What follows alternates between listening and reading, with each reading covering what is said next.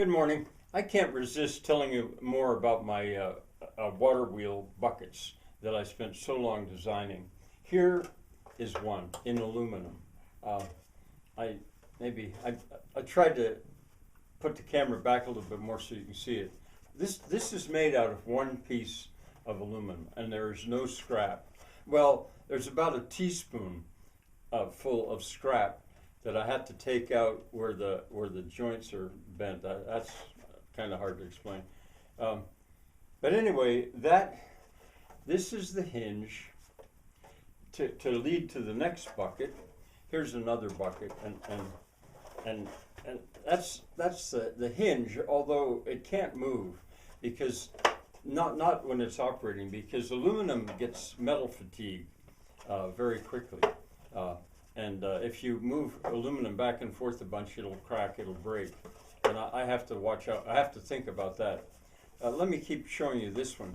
Now you might be able to see, I did cross brakes on all the surfaces. I'm working with 28 gauge sheet aluminum. Yeah, I think it's 28. It might be 24. This might, no, it's not 24. It might be 32 gauge. It's just about as thin as you can get. I'm doing that partly because it's easy, partly because it's cheap, and I know that I can step up.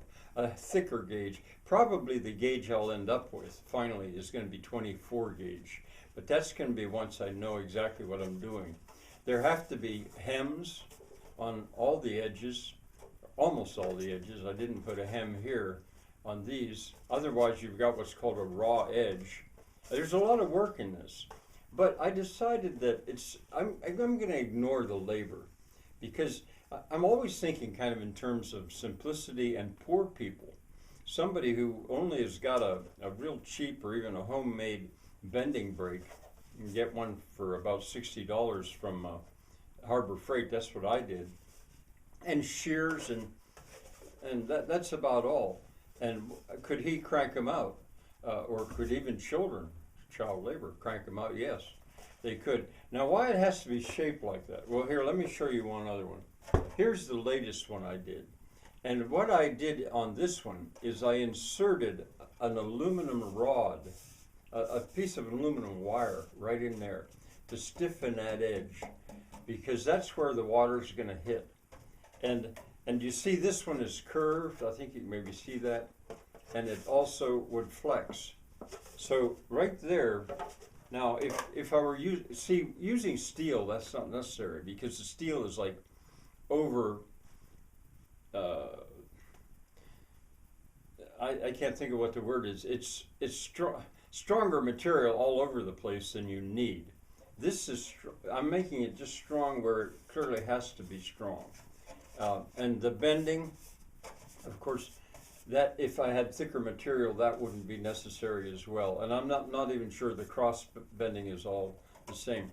These pieces fold up, and that's how the joint is made to the next bucket.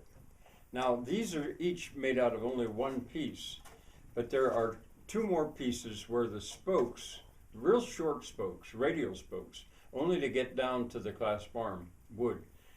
They go here and they cover that gap. This is held together, incidentally, by only about 4 or 5 pop rivets. They'll cover that gap, and there's also a horizontal piece here that takes the outer perimeter about a ½ inch higher than what's shown, so that the water doesn't fall off the sides as it hits the I call it the outboard sidewalls. They're extended up, and you know I can't really show you all this very well, but it's the best I could come up with.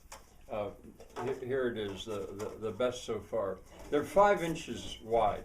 And that's why these 3 that I put up there sit so awkwardly. That cardstock, I think I did those 4 inches wide.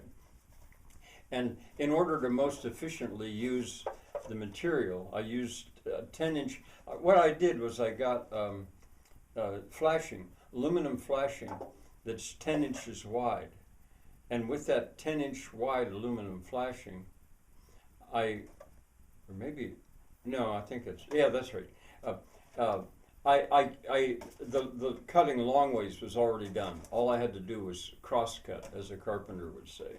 So as it catches the water, inside and the top, and as it goes around, there it's holding the water completely, and not until it gets all the way to the bottom of the turn does it finally dump out all the water.